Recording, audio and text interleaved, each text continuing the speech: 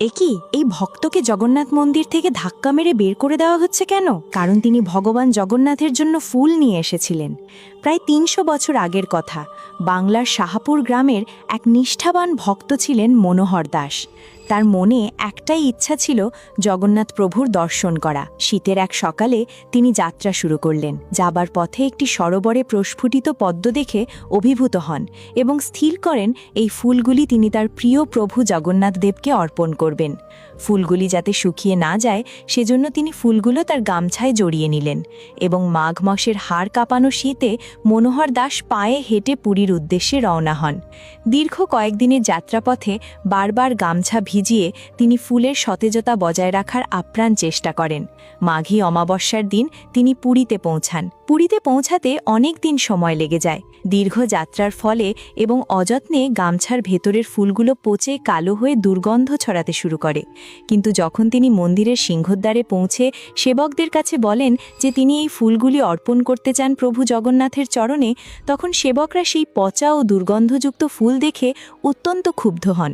তারা মনোহর দাসকে ভণ্ড এবং অজ্ঞানী বলে গালিগালাজ করেন এবং তাকে মারধর করে মন্দির থেকে বের করে দেন। তার নিয়ে আসা ফুলের পুটলিটিকে আবর্জনার মতো ছুঁড়ে ফেলে দেওয়া হয়। অপমানে ও দুঃখে মনোহর দাস বড়ছাতা মঠের কাছে অচৈতন্য হয়ে পড়ে থাকেন। মনোহর দাস বললেন, প্রভু, আপনি এই কমল স্বীকার করুন, নয়তো এখানেই আমি প্রাণত্যাগ করব। সেই রাতেই জগন্নাথ দেব পুরীর মন্দিরের প্রধান পুরোহিতকে স্বপ্নে দেখা দেন। প্রভু অত্যন্ত ক্রুদ্ধ ছিলেন। তিনি আদেশ দেন, আমার ভক্ত মনোহর যে ফুল এনেছে তা নিয়েই আজ রাতে আমার বড় শৃঙ্গার বেশ সম্পন্ন করো। তার পরম ভক্ত মনোহর তার দরজায় অপমানিত ও ক্ষুধার্ত হয়ে পড়ে আছে। প্রধান পুরোহিত তৎক্ষণাৎ মঠের কাছ থেকে অর্ধমৃত মনোহর দাসকে উদ্ধার করেন এবং সসম্মানে গর্ভগৃহে নিয়ে যান। যখন সেই শুকিয়ে যাওয়া পচা ফুলগুলি জগন্নাথের অঙ্গে ছোঁয়ানো হয় তখন উপস্থিত সবাই অবাক হয়ে দেখেন মুহূর্তের মধ্যে ফুলগুলি নবজাত পদ্মের মতো সতেজ, রক্তিম ও সুগন্ধিত হয়ে উঠেছে। সারা মন্দির এক স্বর্গীয় সৌরভে ভরে ওঠে। প্রভুর এই অপূর্ব রূপই পদ্মাবেশ নামে পরিচিত।